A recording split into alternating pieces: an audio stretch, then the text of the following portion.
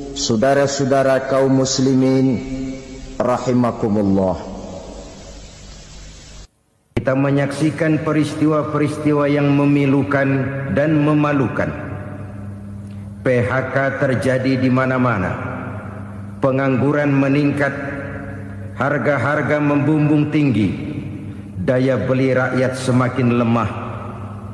Sementara di bidang politik, kejadian-kejadian memberikan indikasi bahwa persatuan dan kesatuan kita sebagai bangsa dewasa ini tengah berada dalam ujian yang berat.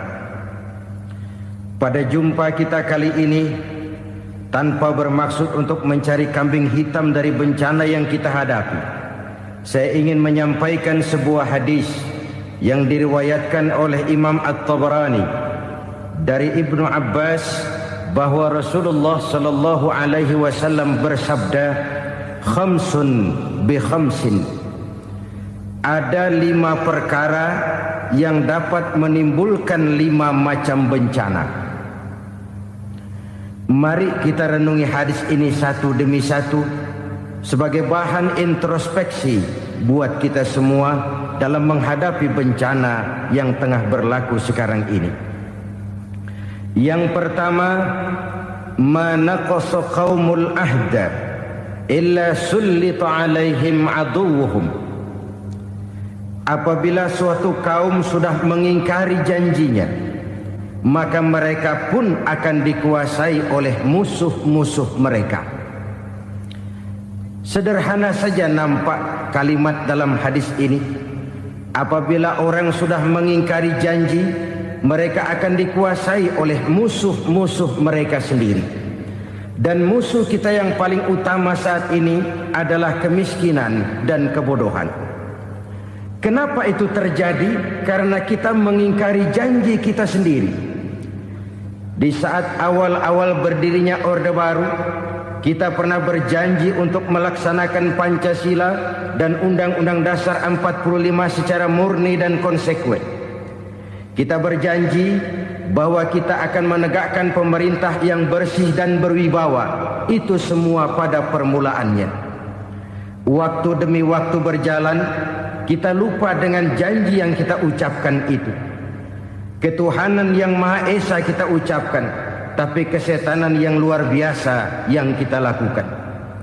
Kemanusiaan yang adil dan beradab yang kita dengungkan, tetapi kemanusiaan zalim dan biadab yang kita praktekkan.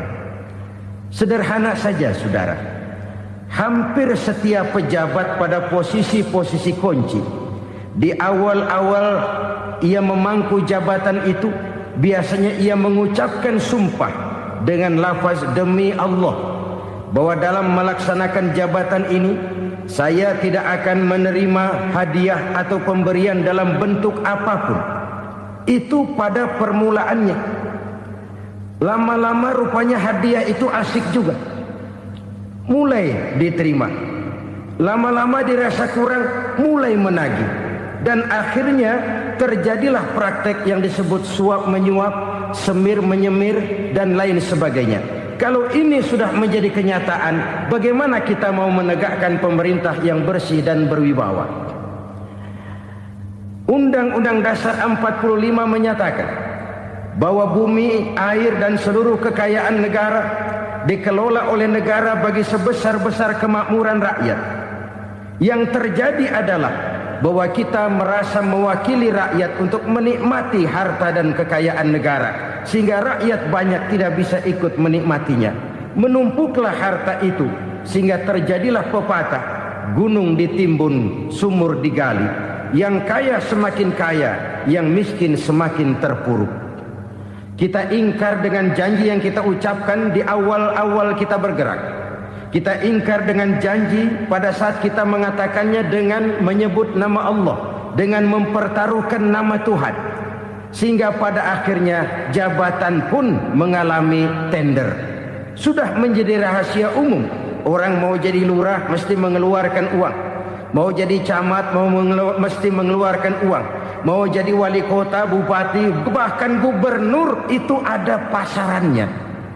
Secara logika, Kalau orang memperoleh satu jabatan karena banyak mengeluarkan uang, tentu pada saat ia mengeluarkan uang, ia sudah punya pemikiran, modal pasti pulang, modal pasti kembali.